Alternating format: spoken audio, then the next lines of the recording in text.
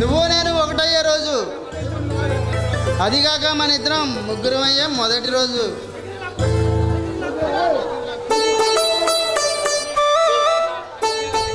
పొండి లక్ష్మి, అలా సిగ్గుపడితే ఎలా?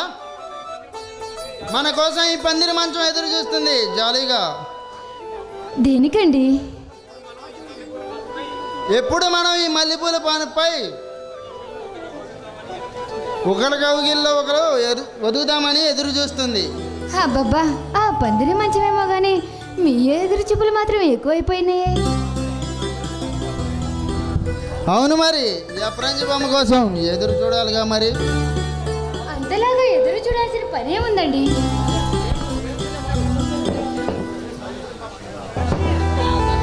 లక్ష్మి, లక్ష్మి, ఈ మల్లెపూలు మన కోసం ఎదురు చూస్తున్నాయి జాలీగా.